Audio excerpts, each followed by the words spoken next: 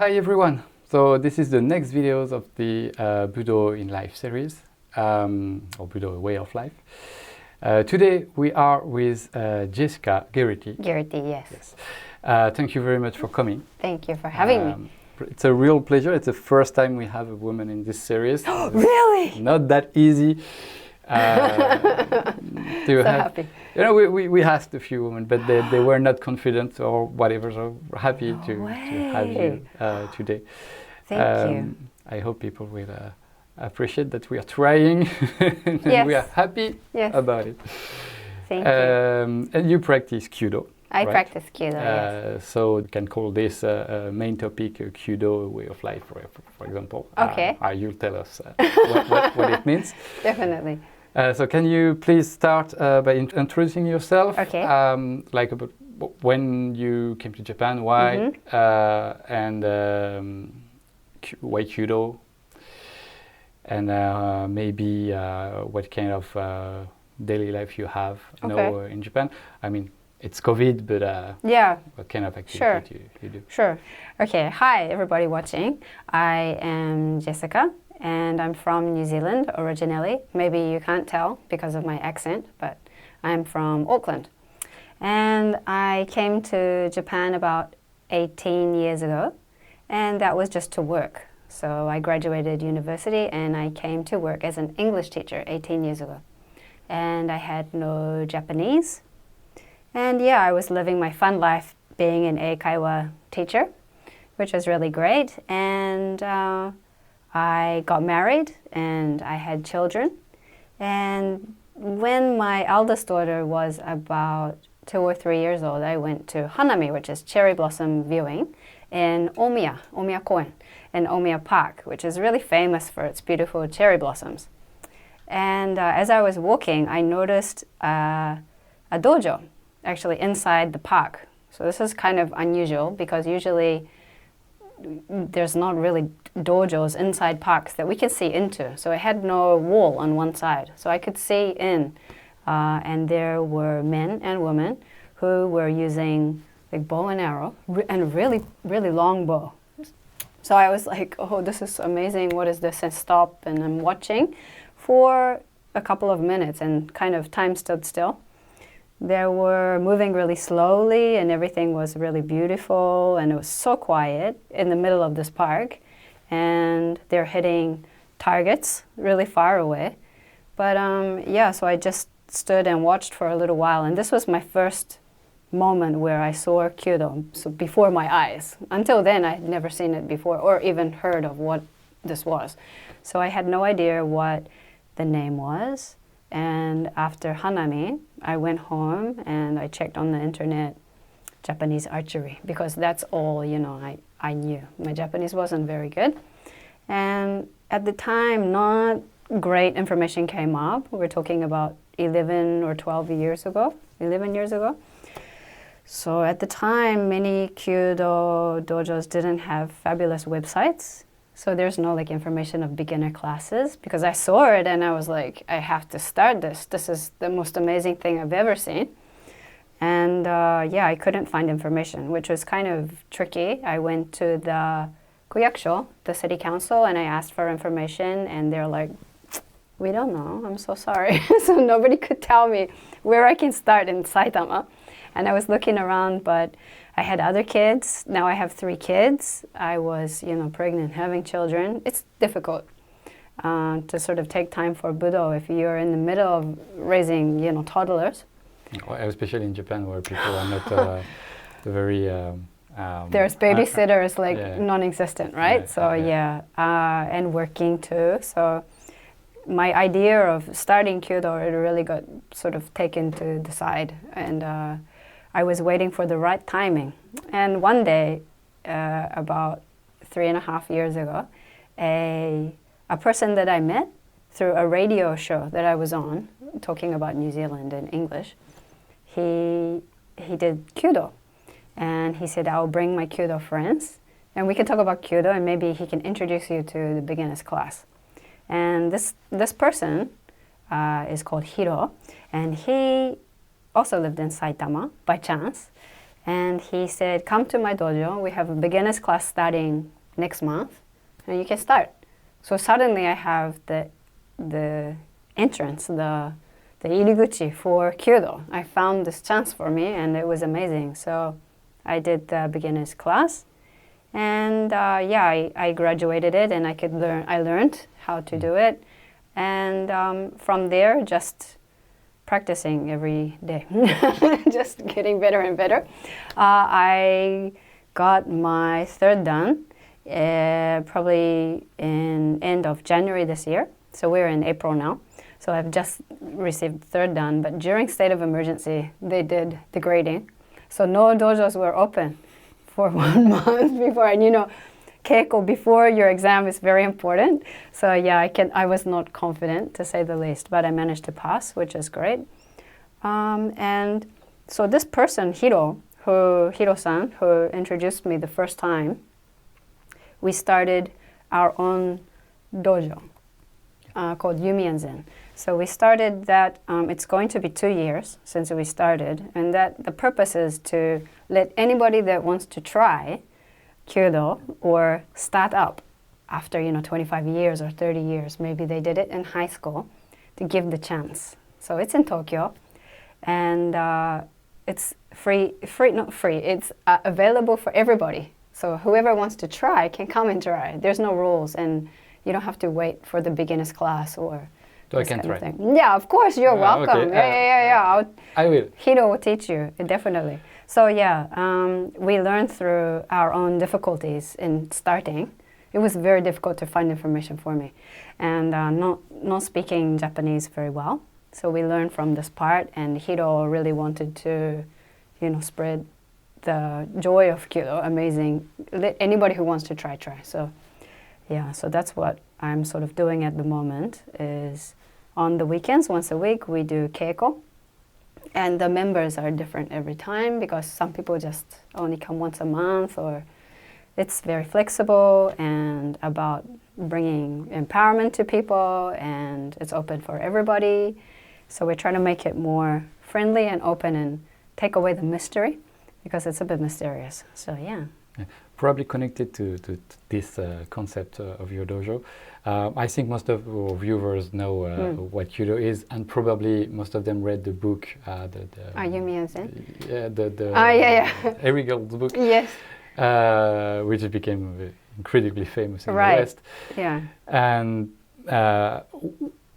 but I'm not sure people really grasp what Kyudo, what is the Kyudo philosophy. I mean, if you like European archery, you shoot an arrow. Points, right? And you can points. Yeah. So it's very sporty. Yeah. And in Kyudo is more about the people, the act of shooting, and then the people. So, right. You saw it in a park and found it really beautiful. Then you started and you stayed. Yeah. So I mean, you found something in it. Definitely. So, what did you feel retrospectively after a few months of practice, and when you decided, you said, "Oh, I'm never going to stop"? When I was very small, going back to when I was 5 or 6, I have photos of me with a bow and arrow. So I was interested in armor and the medieval times and bow and arrow and like archery and this kind of thing. So very tomboy. So I think it kind of brought me back to my childhood a little bit, when I was climbing trees and shooting arrows. But so this part was a lot of enjoyment and a lot of fun. But then, this is Kyudo, this is not archery. So very different. What was good and what was interesting for me that made me continue, just after seeing one time only and deciding that's what I really want to try, actually trying it, it was everything that I imagined. So exactly as I saw before my eyes in the park when they're practicing, it was exactly like that. And it was very, very, there's physical activity, so it's very stress relieving and you feel very calm and it's slow. However, there's dosa, movements, hasetsu. There are 8 movements that you have to perform each time during shooting. And concentrating on these and getting the correct angle is very detailed. This part was very difficult to start off with. So for the first maybe 6 months, all my arrows is like, they don't go very far, and the technique itself, the movements, just remembering those, it was, my head was very full of the correct movements and the correct angles and this kind of thing. But once I got past that, your body becomes automatic. So you don't really think about what's next because your body, your muscle memory is there and your body remembers everything. Then you step into this part where you're so calm and you just focus on yourself and the bow and the target and your movements and your breathing. You can just relax. So the first little while it is very, you're concentrating on trying to get the right thing and not make a mistake and screw it up. But after that, but yeah, none of it was hard, like not hard, but like I really don't like it, or I really want to quit, or I never felt like that at all. So even though, yeah, it was really challenging to learn. At the beginning must be frustrating. Yeah. But you do Western archery, you put the target 10 meters, and after like an hour or 2 you can Yeah, you can do it, shoot. right? Yeah. So this part was a very, the bow is asymmetric. So it's where you grip is 1/3. So the actual, compared to archery, the equipment is very different as well. So it doesn't, the arrow does not go where you expect. So that part was tricky for me. But like frustrated to the point of like, I really don't want to come back. Never like felt like that. It was always very, very, very like interesting and fun, and I don't know, yeah. I really enjoyed, so that's why I just keep going. But actually the Yumi, the bow used in Kyudo, is not the same kind of bow they use during war times, right? As far as I know, wartime bow is very, very, very, the drawer weight is very strong. So just to give you an example, at the moment I use, drawer weight is about 11.5 kilos or 13 kilos. I have 2 bows. War weight bows, we're talking 45 kilos or 50 kilos. So just to put the tsuru, the string, on, it takes 5 people to push it down. So the purpose is different, obviously, martial art compared with war. However, and the actual bow itself, just very different, yeah. So it's like they made the bow for Kyudo especially tricky to master, yes. just to make things more so. challenging. Yeah, I think so. Some days I really feel like this. It's just a challenge, and once you get used to your shooting, it's, yeah, you start to hit better, and it's related to your posture and your body movement. So if they're correct, it's gonna get there. Don't worry about trying. So this is what the teacher tells me always, yeah. Don't worry about hitting, because it will come once this part is done correctly, yeah. So Kyudo in Japan, it's quite popular actually. I mean, yes. Everyone knows Kyudo right. and find it quite appealing. Yes. And maybe not so many people practice, but it's quite popular right. in universities, right? Yes. Mostly women. So actually, in Saitama, it's middle school. From middle school, so about 13 or 14, I guess, they start bukatsu, so club activity, and high school and university. So. And most people drop after university because yes, they don't have time to. But there's a big reason for that. So the way the adults practice Kyudo and the way school children practice Kyudo is very different. So this gap is also quite, mentally, it's quite challenging for some people.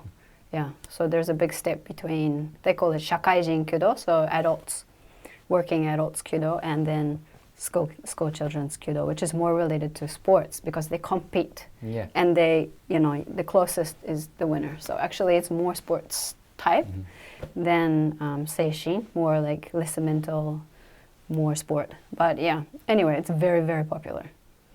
Actually, I was about to ask that question. I have a friend who sent me a Kyudo competition video recently. So cool. And it's so cool. It's the friend's Guillaume actually, yeah? So everyone knows. We did an interview with him a few months ago. Oh, really? And he told me, Kyudo wasn't supposed to be about like Ningenke Senomichi. Yeah, but competition is about shooting a target anyway. So, Yeah. you know, that there is a big competition aspect in Kyudo. Yes. And just to set the context, in Aikido we don't have competition, and we consider that, well, the founders considered that competition was actually changing the nature of Budo, so he didn't want a competition in Aikido. And it looks like on the paper, from the goals that Kyudo sets for itself, it could do without competition, but it probably wouldn't bring that many people because of the competitive aspect of the school practice. Right. So do you do competition, or what do you think? So I'm not good enough, I don't think, to be honest. You have to have a really good tekichu ritsu, so hit rate. Your hit rate has to be good. So in competition, it's not just hitting or not hitting. It's how close you can get to the middle. So in this way, it's very similar to archery, because everybody hits in this, like especially high school and university competitions, their hit rate is like 99% or something like that. It's like craziness. So please watch Kyudo videos of like high school and you'll see what I mean. It's like they have a better hit rates than the eights than we can see on demonstrations. Yeah. So the difference between this is that they're, how can I say, and it causes a lot of controversy, and especially on Twitter, it's always being discussed. Who is the true Kyudo? Like this man, this Hachidan, and this 8th Dan, his movements are beautiful, and you know he may not hit every time, or this school child who's been practicing for 3 years, and they're like, pom pom pom pom, they're getting the target every time, and they don't miss. Like which is more elai? Like who's the real? So it's quite a lot of, there's quite a lot of talk usually about this part of it. There are really pure Kyudo purists who just believe, you know, competition should not be done. However, grading, you have to hit it for the grading. So shinsa.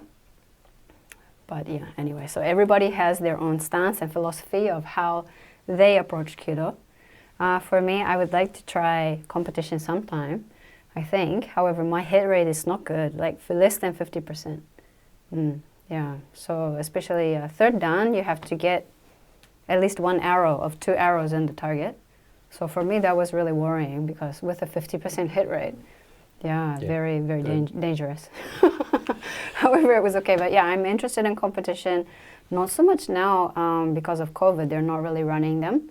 Little by little, they're starting up again.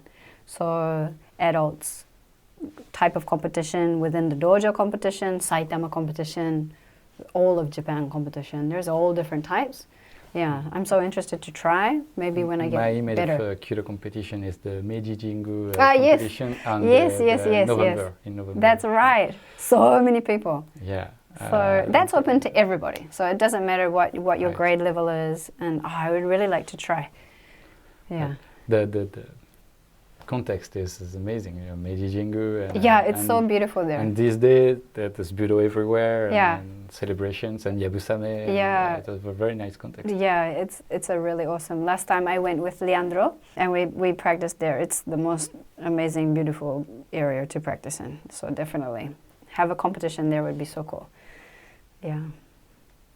How hard it is to start Kyudo in Japan, in the sense that it's not only Kyudo, I mean Kendo, or any Budo, right? or well, the Budo you have in schools, you have it's there. A way to start in school. There's an entrance. There are police Budo for mainly Judo and Kendo, and if you can find a connection, you can start with the police. But apart from that, it's quite hard to find a place to practice in Japan. Right? Yes.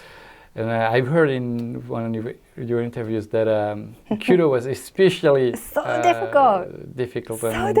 And people maybe a little, tough. Yes, and there's many reasons for Kyudo is really tricky to find the entrance to your own journey. How can I start my journey? So the reasons for this are usually dojos only offer beginners classes once a year. So this once a year, if you miss this time, this cutoff to apply, you have to wait for 1 year before you can try again. And finding this information, if you didn't get it in time and you just missed, yeah, too bad. You know, you have to wait till the next year. Or in the case of COVID, it's been about 2 years, and like this year, my dojo, they won't be doing a beginner's class either. So there's been several years now where they're not offering anything for any beginners anywhere. So I can imagine the Kyudo population, I can just see it going down in front of my eyes. But yeah, you need you know, fresh people and new people. The other thing is the beginners classes, usually the numbers are very few, so between 10 and 25 people. And that's for a whole city. Okay. Yeah, so they're like, sorry, you didn't make it. There's a lottery, so you get, you know, your name drawn out of a hat if you're lucky enough to get chosen. Yeah, so the numbers they choose are very few. The beginners classes are only once a year. And then also we have COVID, so they're not offered at all. Well, your dojo initiative really makes sense then. Yeah, so we are not the normal in that way. We're just always available and always open. So because, you know, I can't complain about the standard methodology for beginners classes, and this is the way the Kyudo Federation works in Japan. So this is just standard. And if you understand it, before you start looking, you can plan in advance and, you know, get your application in on time and hope that you get chosen in the lottery. Or maybe you get an introduction from somebody you know that does Kyudo, or maybe, you know, family member does, or this kind of thing. So it just, to get started, it's very tricky. Is there a Koryu aspect in Kyudo? I mean, of course, the Yabusame, that's full Koryu, but like Kyujutsu or some... So the history of Kyudo, so I do Zen Nihon Kyudo Renmei Kyudo, so it's all, what is it? All Japan Kyudo Federation. So it's very standard. It's the one that school students do, and it's the one with the largest population. But there's not a single Koryu registered at the Kobudo Shinkokai or the Nippon Budokan doing Kyujutsu actually. There's Kyubajutsu with the Yabusame, but no Kyujutsu. So I was wondering if there was... So, and I'm so interested in, after learning the standard, the regular one, my teacher is Honda Ryu. So he is one specific type of Kyujutsu. And then, you know, I meet Leandro, and Leandro is Heikiryu. So, and then I meet other university teachers, Matsuo Sensei, Kurosu Sensei, these really famous university teachers, and they're also Heikiryu. So after the network is getting a bit wider, I'm starting to meet more and more people who are Koryu. So they're doing their Kobudo, their different ryuha for Kyujutsu. And it's very, very, very interesting. So I've been taught a couple of times, Heikiryu, the way of shooting is different. But it's something that I would really like to learn. However, in normal Kyudo, a lot of the people in the regular Kyudo that I learn, they say you should not try others. And you know, I do not listen to that, just to let you know. So I'm doing many things, and I have my fingers in many different pies, because I think, you know, if it's interesting to learn about the history and the culture, and these Koryu, they need people to bring them up, and they need people to... Well, and to survive, because the number of practitioners... Exactly. So, you know, and because my teacher has the background of that ryuha that he does, which is Honda Ryu, he doesn't mind so much that I'm doing this and this and this and this. He thinks it's, you know, interesting, and, you know, you're passionate about it, it's good. Other teachers, they will say, please don't try. Like just stay in your bubble, you know, because... Kyudo is like all other Budos, actually. Same logic. I mean, well, judo is more a sport than a Budo, but in karate, in Aikido, or whatever, you hear the same thing everywhere. Oh, really? I didn't really know that. It depends on the teacher, but yeah. Yeah, it depends on the teacher, but let's say that the official stance is it's better not to. And if you're Japanese, you know that it's better not to means no. So yeah, that's right. But when you're a foreigner, you said It's better not to. And I tried. and you play the gaijin card thing. Yeah, I do. I didn't understand. I'm sorry. Yeah. No, but in the end, let's be honest about the situation. Yeah. Half of the Budo promotion in the world is done by foreigners. Yeah.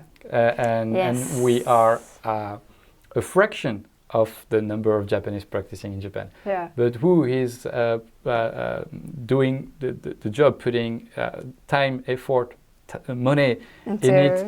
Showing people, right? Yeah, it's you, it's us with our program, Yeah. or Alex Bennett, Yeah. and we're all spending time and big part of our passion lives and, doing it. So yes,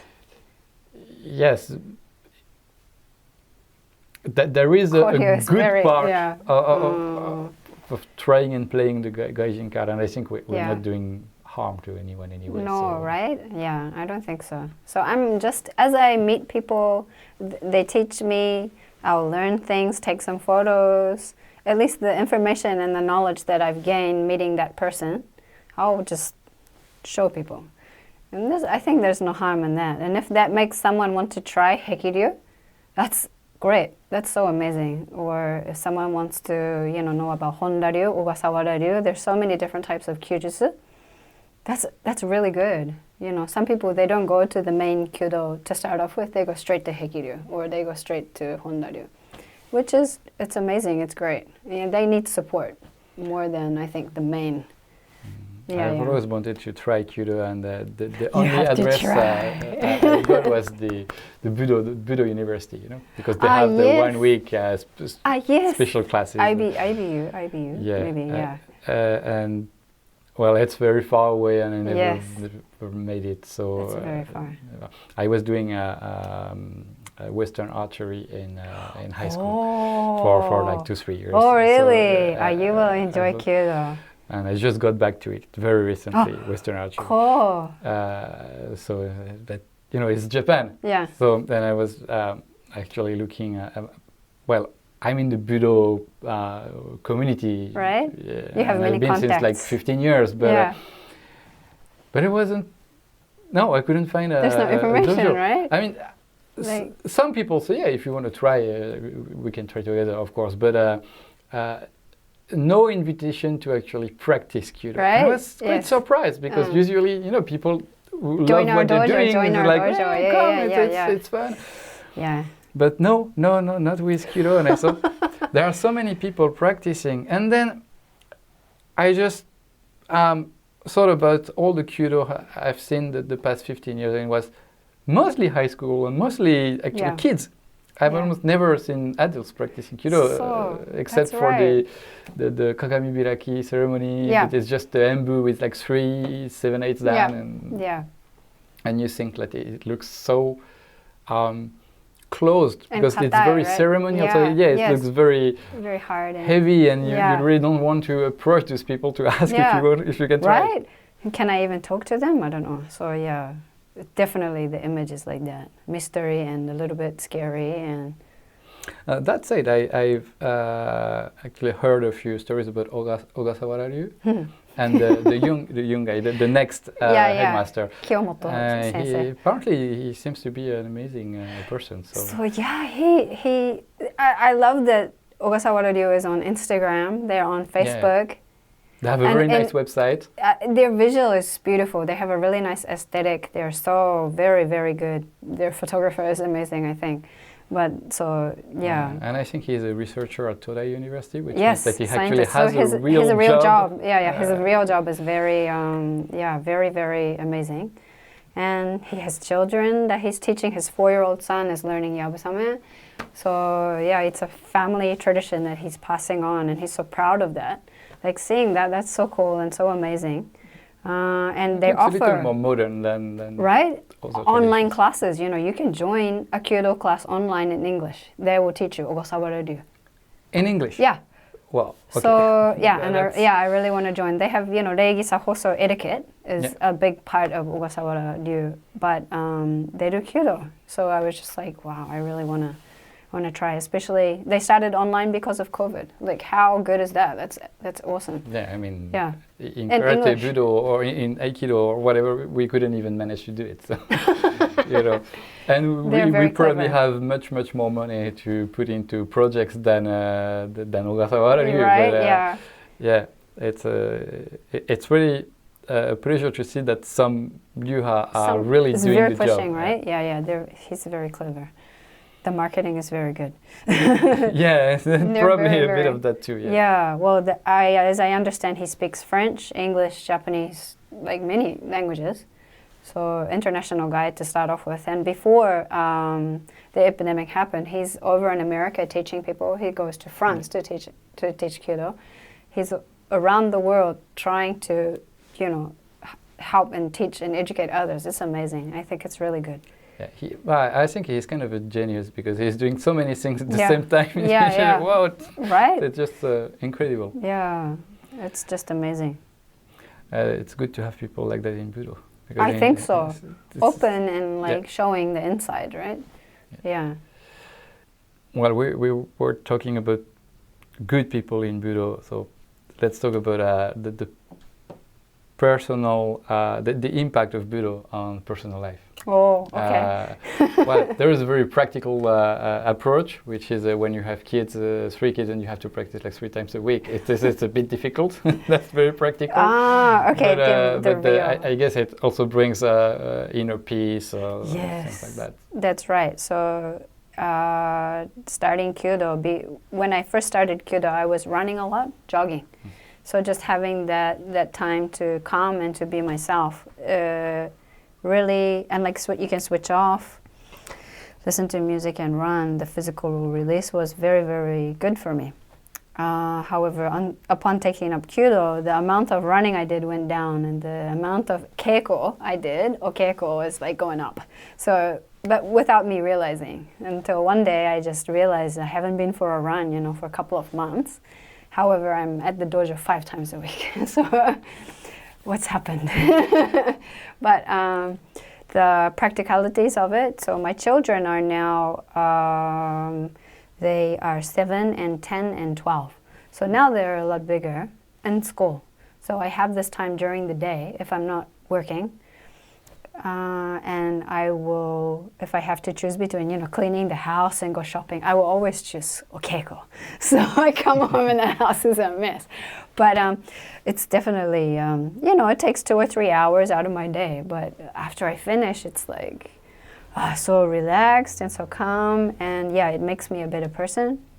I'm a nicer mother, I think, because of it.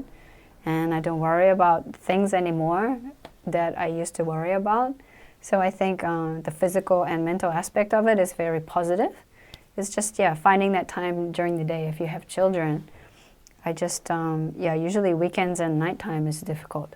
But so people are there during the day. My teacher is there every morning, so I go there and learn. Yeah. It apparently also has an impact on your job, since you have people asking you about Kyudo, and then it changed the... Since before, when I had Nodan, when I first started, I remember posting on Instagram, and it was the response that I got was really amazing. So everyone's like, "Wow, what are you doing? Like, what is this?" Because usually just the Instagram feed was all like my work-related things. So I thought that was really cool, and I got a very positive response to that. However, it was just the start of my journey, and documenting it for me was important. So I would put up videos and photos as I can. Sometimes in the dojo it's difficult to take photos, but I managed to do that. And once I got a grade, once I passed Shodan, so the first grade, then I felt like I have the qualification to be able to address questions that are coming to me, because I don't know, maybe irresponsible if I don't have any grade to answer questions properly. So the longer I am practicing Kyudo, the more I can help people and answer questions. So as my knowledge grows, then I can help more and more. But so that's why my feed, especially on Instagram, is just like Kyudo. It's become more and more as I become more confident in being able to give the correct information for one thing, and just to be able to answer there's a lot of questions that come, DMs, like, where can I start? So it's like, what country are you in? So I'll help you anywhere, any country that you're in, I'll find you a dojo. the Japanese, on the Japanese side, the Yeah. response was kind of, a woman, foreigner doing Kyudo. Oh, and Yeah. I mean, they do that also when they see a foreigner Anything, doing right? Kendo or, Yeah, yeah, yeah. or whatever, Yeah, even yeah, speaking yeah. Japanese actually. Yeah. So, but what's the image, the reception from the foreigners? How do they see someone practicing Kyudo? So thanks to, there is a couple of sites on Instagram, Yoshin Japan and Budo, they invited me to become part of their collaboration called Shugyo. So thanks to them, suddenly I have like massive spotlight from the English speaking community, and it's been very positive. Especially the archery community is so interested in like the differences. Yeah, it's So pretty active a lot community. of archery questions coming, like what is the draw weight of your bow, like how heavy are your arrows? Like, oh, okay, they need like specifics. So and then what's the differences between the martial art and the actual sport? Like so. The response has been really, really positive, I think. Some people say, otaku, so you're like a geek, or a weeb, you're like Japan like maniac. But when I first came to Japan, this word weeb, it didn't exist. So I just came because I really loved the buildings and the trains and loved the public transport, and I was a town planner, so I didn't come because of anime or manga. So I don't know, when people call me, a little bit crazy or weirdo, I'm not weird, I promise. Too bad he's not a New Zealander, he's an Australian, but if you know Tim Minchin, he said once, stop defining yourself by what you hate, but by what you love. Right. And I think it's so true. Yes. People are defining themselves in opposition against something. Right. So I'm left side because you're right side. Yeah. But no, you can be left. There's no problem, but you have to have a reason for it. You have to believe in what you're doing. It's so much more healthy to define yourself with what you love and do what you love. Right, this is what I think. Positivity and just doing what you love, and then, if you're on social media, that's fine. You're always going to get strange comments. And from before, my work is TV. So from 15 years ago, I've probably got a lot of nasty comments. Actually, Japanese people not so bad, but I'm used to having people interested in what's happening behind the scenes, or this kind of thing. Can we talk about that a little bit, sure. the Japanese TV? Because even me, after like 16 years, when I watched Japanese TV, I'm like, that's so stupid. People laughing, crying, and it's like nothing's never serious on Japanese TV. So I can imagine that a foreigner seeing like you on Japanese TV, you think, oh, what a geek or otaku or whatever. Weird, right? But the problem is not you; it's Japanese TV. Right. The way they make Japanese the programs. people always, that's right. The Japanese audience wants that kind of programs. So. Well, there's not a lot to say. I have to do as I'm told, and there's daihon, there's a script, and you read what's there. So anything other than that is not really, it'll just get cut if you're going to try to be something and special and try to show off or So there's TV industry is very, it's got its own set of rules, and there's a big background and behind the scenes that a lot of people don't know. So I did like 3-4 TV programs when I arrived in Japan for the same reasons as everyone at the beginning. You mean you're foreigner. Yeah. They spot you in the street in Shibuya, and like they talk you to you, and then you enter a network, and I just couldn't do it. I was like, the first one I saw on TV. I said, okay, never again. I look so stupid. Embarrassing, right? Yes, it was so embarrassing. Yeah. And I couldn't speak a word of Japanese at the time. Oh, okay. And they kept calling me, so I said yes for 2 dramas. Oh, I was in the background. Saigen, you're extra, right? Yeah, and that is very not well paid at all. No, long hours. You spend the whole day from 6 in the morning to 8 in the evening for like 10,000 yen. Yeah. It was really bad. So yeah, I have respect for people having this capacity of how you say that in English? I don't know, but yeah, I can understand what you're trying to say. There's so many different types of jobs that you can do, and after 15 years, like the one you mentioned, I did it once, and that was enough for me. So usually I'm on a show where I can talk, so a variety. They call it variety TV, and I will talk about New Zealand usually. So if there's a chance to be able to promote my country or explain in a good way, I will never be on TV to talk negatively about Japan or negatively about New Zealand, because it's not my personal philosophy. So as long as it's something that's bringing up, Japan, or, bringing up New Zealand, then I'm definitely going to be there. So if it's this kind of a TV show, always I'm interested. What about the Japanese special, very, very super Japanese food porn TV shows? They never invite me. They think she cannot eat it, so maybe, Yeah. Always, usually foreigners, they're in a very set type of a TV show where each person talks about their country, and then that's it. So that's just the way that TV is working at the moment. In the past, it's been a lot freer, and you have a lot of foreign talent on TV. However, as of late, it's also because of COVID. There are less people in the studio, and it's changed. The industry has changed a lot. Remote work and that kind of thing has made it more difficult. However, I use it as a positive. Try to be a positive, not influence, but try to be positive about New Zealand and Japan.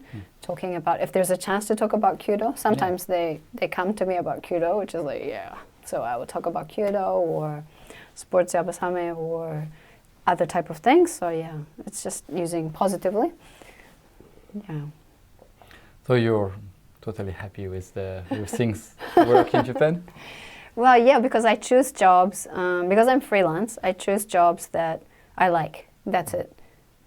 So I'm lucky because, I'm married and officially, housewife. However, I'm a writer. I can narrate, and I'm in the magazines, on TV. So my job is not every day. I don't work every day. However, I can pick and choose. So I'm at a very lucky position in my life, I think, because I have those 3 kids. They take a lot of my time, it's true. However, kids is a job in itself, right? Right. Yeah, I think so. However, it's nice to have the time off. I think work is like time off, away from children, to be able to do this kind of thing that I love. So because it's not every day, it's very special, and I really enjoy it. So Budo brought you to Kyudo brought you to Yabusame as well, sports Yabusame, right? Sports Yabusame. So at the moment, I am learning washiki bajutsu, which is traditional style of horse riding. So this is the Budo. And then sports Yabusame, people will be, I think, very familiar with Yabusame, so which is Dento, it's Koryu. So there's different Takeda-ryu, Ogasawa-ryu are the main 2 you have for Yabusame. However, I am not in their dantai. Sports Yabusame, because it has this word sports attached to it, like archery. So it's about getting points and hitting the target. Like horseback archery. Right, exactly, horseback archery. So the difference between Yabusame and sports Yabusame has a shugyo, training, like we're talking long, big training. And depending on your group, your dantai, it may be several years before you ride a horse. You're just setting up, you're learning the way to dress yourself, the way to look after the horses. You're cleaning up everything after the riders are finished. You're participating in the events, helping. But so you're starting from the bottom to work your way up as ite, so the person who sits on the horse. So this is This is a very, very big deal to get up to this position, and it takes many, many years. And it's not really related to your talent, right? I mean, if you are amazingly good from the beginning, you're not going to have to. No, so many people, you know, they don't get on the horse straight away, so it's frustrating for them and they quit. However, if you're in it for, you know, being able to promote Japan's amazing tradition and keeping Yabusame alive, Yabusame is for you. If you have time to be able to do that shugyo. However, for me, you know, with 3 children, and having the state of emergency with COVID, it actually gave me the opportunity to try sports Yabusame. So from the first day, you're given your yumi, your bow and your arrow, and they're like, okay, put you on the horse and go. It's like, I get to do it from the first day, and it's called sports Yabusame. This is awesome. It's like, cool. So yeah, for me, it was like really very fun. And I can already, you know, shoot. So it's easy to hit the target. It's very close by. So they use some principles of Yabusame, and they change it so that it's available to everybody. Which for me, this idea of openness and flexibility, and you don't have to come every time. You can only come once if you want to just come once. You can take photos. You can experience it. You can come with your friends. I really like this openness. So Yabusame has its own amazing tradition and uniqueness. But sports Yabusame for me was more with my lifestyle. It fitted a bit better. After doing sports Yabusame for about 6 months, I went to this one horse ranch called Kobudo. Actually, Leandro is going to come with me. In a couple of days. We're going to go together he's going to try for the first time. And take some pictures. Okay. Yeah, he's gonna smash it. He's going to be so good. But this horse ranch is run by an ex-Yabusame, Ite. So an ex-Yabusame archer. So he has years and years and years and years of experience, and he's passionate about washiki bajutsu. So this traditional type of Japanese horse riding. So the saddle is different. It's made of wood. The stirrups are different, called abumi. It's very, very different shape to Western horse riding. The riding technique is just so different to Western style of horse riding. So tachi-skashi, when you're not even sitting down on the saddle, when you're riding, so that you can do naginata, you can do yumi, you can do all these budo on the horse, and fighting techniques. Tachi-skashi will enable you to be able to keep your balance and not, like with the horse, you're not actually touching. So your legs act as suspension. So learning this technique with traditional stirrups and saddle by this teacher who used to be a Yabusame archer really has been an interesting journey. So I'm going to continue to learn washiki bajutsu. And I'd love to try naginata sometime on the horse. That'd be so cool. That really sounds cool. Yeah, it sounds amazing. So they're very into keeping tradition alive. The really good thing about this horse ranch is they breed and look after Japanese indigenous horses. So Japan has about 7 or 8 breeds of horse that are Japan only. So this horse ranch uses kiso uma, so a Japanese breed called kiso horse. And they're a little bit shorter than other British thoroughbred or New Zealand horses. Their legs are a little shorter. They're a little bit stockier, a little bit wider, but they're so beautiful and so wonderful to ride. Like samurai size. Yeah. Right. Yeah. Samurai size. They're perfect for riding washiki bajutsu, perfect for learning. But this horse ranch is committed to increasing the population. They're MPO. So they have this double side of educating through washiki bajutsu and trying to keep amazing indigenous population of horse alive, which is like cool as well. So I thought, wow, these guys like really, really amazing, and I want to support them. So I'm just continuing to go there. So I've kind of moved from sports Yabusame to washiki bajutsu. And I'm still doing archery on horseback. However, learning about, not just doing, but actually learning about the techniques that are that other perhaps Yabusame would learn. Yeah. Horse riding in Japan is quite costly. Yes. There's a space needed for horses. Yes. And so it's very far away. So Yamanashi. yeah, I have to. Okay. Yeah. I don't know what kind of education you have in school in New Zealand, but I imagine that you've had education in chivalry and whole war was conducted in Europe, probably in the Middle Age. Yeah. Now you're doing that Bajutsu. You must see a completely different image of how the war was actually done, because it's really different equipment. It's lighter. Yes. It's yeah. Did you ever ask yourself this question? No, now you're asking me. It's like, oh, with yeah. So interesting. When I was very small, I loved medieval armor, and I wanted to be on the horse, jousting, the really big stick. Yeah. I wanted to do it so bad. I wanted to try. Yeah. So this full armor. I wish someday when I'm an adult, I can put it on, and maybe very heavy and very hot, but it's so cool, amazing. And then coming to Japan, and recently I got yoroi, so I got a set of yorois at home, putting it on. It's so heavy, super heavy, and made by the artisan, made by the craftsperson who, it's just amazing. So having this work of art, and I'm going to try wear it and be on horseback and try to shoot sometime. So I'll send you the photos. Yeah, sure. Yeah. But the differences are very interesting. Yeah, just the size of the horse is different. The armor is very different. When I hear the explanations about Japanese armor, especially for archers on horseback, the reasons for these different pieces and which part looks after what, because the European style one, it's like a whole body. Japanese one has got these parts, Japanese oyuroi. It's shaped very differently, and the reasons for that, hearing the reasons and the way it's made, and it's so interesting. So this is totally moving away from Budo. But so cool. It's amazing and interesting for me. No, because actually Budo is also a way to study history. Yeah, that's true. I think so as well. Yeah, definitely.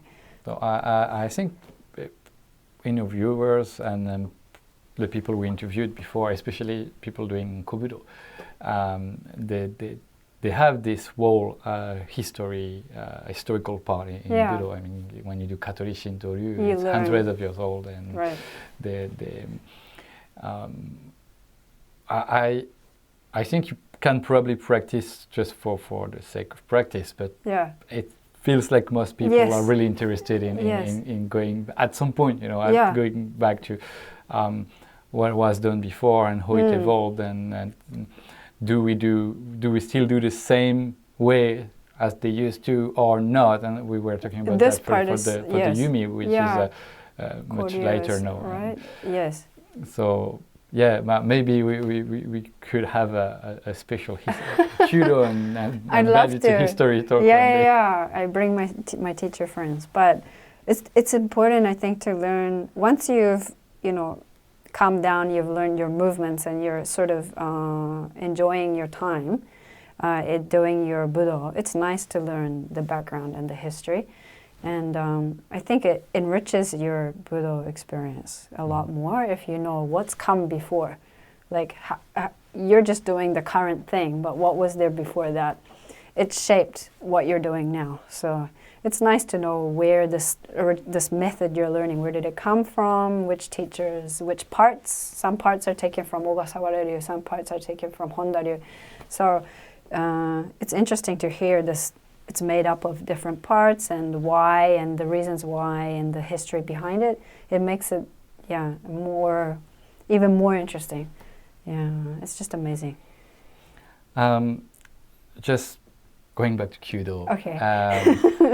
Do you see an artistic component in Kyudo? Actually, yesterday I did an interview with a group of practitioners who are also actors, who were actors before being Budoka. and they're trying to bring more acting into Budo. So they're putting some expression art into Budo, which is kind of the opposite of what many people are trying to do, like putting Budo rigors into art. But no, they're doing the opposite, and it's quite interesting. Interesting. And well, seeing Kyudo, I can see beauty in Kyudo, right? It's got a nice aesthetic. So my teacher says that you will, of course, everybody's body is different. So the way people shoot, everybody is going to be individual. Even if you have, you must do this shape, you must this. The way, the speed and the way it looks, it's going to be slightly different from person to person. So this becomes you have your own way of doing that, and the expression and the way your personality comes out in the way that you shoot. So in this way, I think, artistic, I'm not so sure how. But I think definitely your personality, if you're very strong, very like, you will see this type of shooting, it's going to be a lot different to somebody who is just really, really slow and really calm, and everybody has their own timing. It's okay to bring your personality into Kyudo, I think. However, what you said is very interesting, and I haven't thought about it before. So, creativity. Yeah, I mean, what I like the most in my practice is that I can feel the feeling of my partner. But it's a hero, we're touching each other, so it's much easier. But you can, when you reach a certain level, which is not like 20 years, maybe 5-6 years of practice, you start establishing this communication, and you can feel if the person had a bad day or not. And I was wondering if in Kyudo, where you don't have contact, but you can look at the person practicing, you can see that kind of thing. Yes, definitely, yeah. So you'll have people who they have a very good hit rate, and their shooting is very beautiful. Some days they come and they won't hit anything. So you wonder, how's it going? And then if you talk, you'll hear, they're just recovering from having a cold, or the way you shoot, sometimes it's very easy to see if people are having some kind of the issue in the personal life, or their health is a little bit unbalanced. Yeah, definitely, especially if you're seeing them daily and what they're usually like, and then they come and it's slightly different. You're like, oh, are you okay? Yeah, I'm tired, or it's easy to see in the difference in their shooting. Yeah, definitely. What I like is searching for the one that is happier than usual, because it means that something good happened. Suddenly they're really, really amazing. That also happens too. And you want to know why? So sometimes I have senpai who come and they never miss. This one keiko, and everybody around them is like, wow, sugoi, it's just amazing. Like, they're never missing the target. Like, what's happened? And then the person who's never missing, they say, yeah, but tomorrow, I'm probably not going to hit it at all. But they're just having this amazing day where they're like just beautiful, shooting so well. They're, I wish today was my grading, or I wish today was a tournament or a competition. But yeah, definitely, it's nice to see the amazing days as well. Yeah. Let's have a little heavier topic with the gender equality. Yeah, sure. I mean, the place of women in Kyudo is not as complicated as in many other Budo, as there are many, many women in Kyudo. So it might sound a little silly to ask in the case of Kyudo. Yeah. But you are also a symbol for people as a foreign woman in Japan practicing Kyudo. So there's this double aspect of the place of women in the Japanese culture, and what the people from abroad will see. What do you think about that? In terms of equality in Kyudo, so far as I've experienced, sometimes from female teachers, they will say, you know, girls do like this when you're tying the knot on your bow cover. 女の子だから. And then, okay, you know, we're talking about 60 or 70 years old men and women. So, okay, and girls, they commented because I was wearing, it's a summer, singlet, no sleeves inside here. So when I draw, you can see down inside my shirt. So they said, you know, get changed. You know, people might look inside, you know, while you're this kind of just like a little warnings. And yeah, I don't know. I've never really experienced anything saying like, oh, you're a girl, so you can't do it. Nothing really negative, to be honest. Yeah. As you know, in the world of Kyudo, and would you say that Kyudo is more open to women than the Japanese society as a whole? Yes, I think so, because especially when you're reaching for 8th dan, 9th dan, 10th dan, it's not related to your what sex you are. So it's not related to if you're a man or a woman. So there are quite a few strong female figures who are very highly ranked, and like past world Kyudo championship winner. So world #1 is woman, Japanese woman. This kind of things, you're not held back. If you are talented enough and you're practicing enough, you're going to go very, yeah. So there's no like. Which is not the case in all Budos, right? Really? Interesting. A bit more complicated in Aikido, or yeah. I mean, the International Aikido Federation, they even have a gender equality initiative, so it shows that there's a problem in the first place. Interesting. I didn't realize that. That's interesting. Yeah. No, I think in this way then, Kyudo is pretty, there's a good equality, I think. However, it may vary place to place. In my dojo, there's no issues whatsoever. However, recently there's been a like reinstate or reiterate the rules about sexual harassment. So they're making sure that it's very clear. This is pre-COVID. So with COVID, it's hard to touch people to teach. However, pre-COVID, a lot of teachers, they come very close and they will touch, you know, because you need to move your body. They will show you how to do it by touching. But this will be a male teacher to a female student. A student and a female archer. So they wanted to make the rules clear. You know, you have to get permission first and this kind of thing. Because you have people come up behind you while you're shooting and never say anything, and just like you're getting like moved around. So it's like, oh yeah, who is this? I can't even see because you're concentrating here.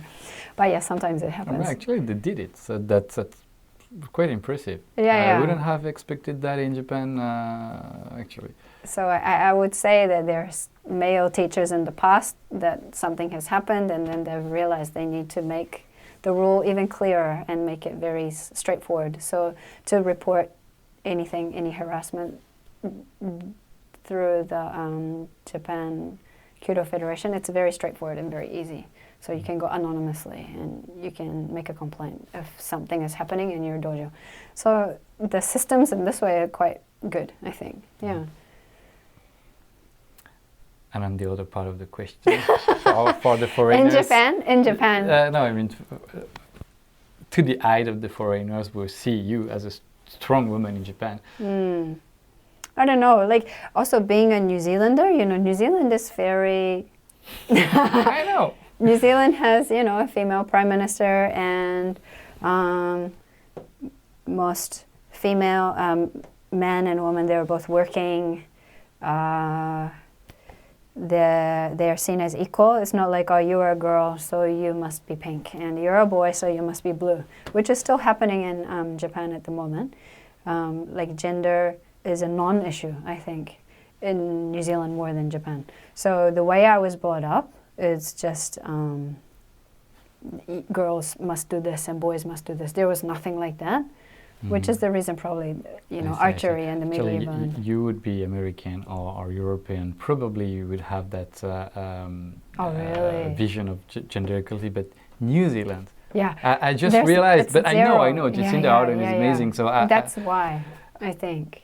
Yeah, you really have a different vision of gender equality. Yeah. Gender is a non-issue for me. Like, you're a man because, or you're, transgender, or you're gay, or you're transitioning to be man. Sometimes people come to our dojo, Yumi and Zen, and they're female, but they're transitioning to man. And so, which changing room should I go into? It's like, which changing room do you want to go into? Like, you choose. It's up to you. So supporting people like that is good. But in terms of what the foreign community sees of me, I'm not sure. I don't know. However, my roots are New Zealand. So my infrastructure and like the way that I think, my basic way of thinking is, it doesn't matter what gender you are. Even me, I love Jacinda Ardern. I love New Zealand, especially since a few years ago, you have an amazing prime minister. Thank you so much. When you have a terrible president in your own country, you look at other countries to see if perhaps somewhere there is one good. So it's like they're all bad. At least if you have one good one, then other people will watch them. And despite everything she did, she got re-elected, which means that the people are pretty comfortable with what she's doing. And I really found that that's really amazing. But I didn't make the connection when I asked you the question, because I was thinking about gender equality. But yes, you it's made just an like excellent a normal, point. Yeah, it's just normal for me, I think. That, when I'm growing up, my mom always said, girls can do anything. It doesn't matter what gender you are. So, if you're hearing this from you when you're one, nothing is, everything is possible for you, right? So it doesn't matter what gender you are. Yeah. So I grew up with no gender bias at all, which is, So I'm open to everything. It must be hard sometimes in Japan when you see becoming a mother in Japan was a very big eye-opening experience. Suddenly, if you're a mom in Japan, everything changes. Yeah. You must be the mom. The mom has to dress like this, and the mom needs to cook dinner like this, and should do this. And there's a lot of societal pressure suddenly coming that I've never experienced before. Yeah, very interesting. I just ignore it. I'm sorry, I don't speak Japanese. Yeah. I know the drill quite well. But it's the same for men actually. You are expected to make a better salary to take care of all the kids and your wife and everything. And we're like, can we share a little, please? I love cooking. Can I cook? Yeah, right? Actually, that's true. And I've heard this before. So sharing workload. And can you work it just a little bit to wife? Sometimes it's difficult because they're happy to be at home. Yeah, so it really depends on the individual's personality, I think. But definitely being brought up in Japan with the role model is their mother is a housewife. Their father works in the company. This is all they have. So in my husband's case, like this, his mom is working. His mom's never worked. She's worked at home, raising children, 5 kids, and then the dad is always in the company. So this is where my husband is coming from when he's telling me like, you need to cook better for them, or like, because this is all he knows. Like his whole world is from here. So I understand it. So I'm from a different planet. The planet where everybody shares everything and it's done together and we both work. Very different. Yeah. Interesting. Well, that's a challenge in itself. I hope Kyudo helps with the stress relief. Stress relief. Yeah. Any topic that I would have missed, or anything you want to talk about? I don't think so. I think you covered everything. Anything you have planned in the following weeks or months that we should follow? Not really. Not like amazing big changes or big things are happening that much. Yeah, just I'm gonna try to update my YouTube more. Somebody asked me, what does Kyudo mean to you? So on Twitter, it was this thing we have Kyudo no hi, so Kyudo Day, which is Kyu, so 9, and Do, which is 10. So September the 10th is Kyudo Day. in Japan and in the rest of the world. So it's a day where we like reflect on why we're doing it and what it means to you. So everybody like posted about what does Kyudo mean to you. So this is all in like Japanese, of course, but I went back and scrolled back and tried to find the words that I used to describe what Kyudo is for me. So I'm just going to read through really quickly because it's quite varied. Love and challenge, research, laughter, communication. So Reigi Sato, which is manners and etiquette, appreciation, and we have Zen, peacefulness. Tokimeki, which is like sparking joy. So do you know konmari? Or you don't? Special cleaning lady. She's really good at organizing and cleaning. Yeah, tokimeki, which is sparking joy. So it's joyful, and like awareness of your body. Ochitsuki, which is calmness, and personal growth and fun, simpleness and deepness. So there's so many facets to the reasons why I do Kyudo. Other people are different. So it's cool that you can have your reasons for doing your practice and your keiko and your motivation, and then other people have theirs. So even though everybody's doing Kyudo, the reasons are different. So that part is nice. Yeah, that's all. Sorry. It sounds like Kyudo is a kind of framework, and people are living in it.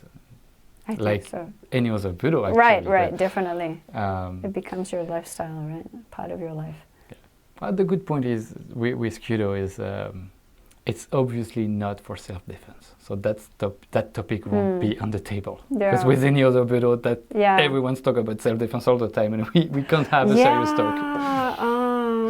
Yes. Martial art accounts, especially on SNS, is a lot of like MMA, so mixed martial arts. So there's a lot of, You've never heard that with Kyudo, right? Well, people misunderstand. So like, if this was a war, you would be dead now. So I'm like, but this is a martial art. This is not for war. So sometimes people expect just different things. But this self-defense and martial arts it's just awareness. So just raising awareness. It's just spreading knowledge to let people understand that it's slightly different. Not the same thing, I guess we're going to close on that awareness. Unless you have anything else to say. I think I talked enough. Never. It's never enough. Awareness. I think it's a really good word, the right word for Budo as a whole. And people are wondering what they could find in Budo. I think that's definitely something they would find, the sense of awareness. Yeah, awareness is very good. It was a very nice conversation. Thank you very much. Thank you so much for inviting me. At the beginning I said I was happy to have a woman. I'm sorry. I'm happy to have had a New Zealander. New Zealander. Another one, since I had Alex a few years ago. Oh yeah, actually, Mr. Bennett, right? But Mr. No. Bennett sensei. No? Yes, he made me discover New Zealand, and I'm not disappointed. Neither with Jacinda nor with you. Thank you very much. It was a very, very nice time. Thank you. It was great. Let's do that again one day. Oh, it sounds fabulous. If we have more things to say. Okay.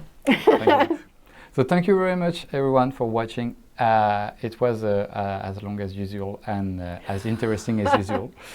This is the special super long Budo Way of Life series, and we're going to have more videos coming. So it's COVID time. You can go to the dojo, watch the channel, and thumbs up and subscribe as well. And check, of course, Jessica's channel, and Instagram is a very nice Instagram page. Thank you. See you soon for the next video. Goodbye.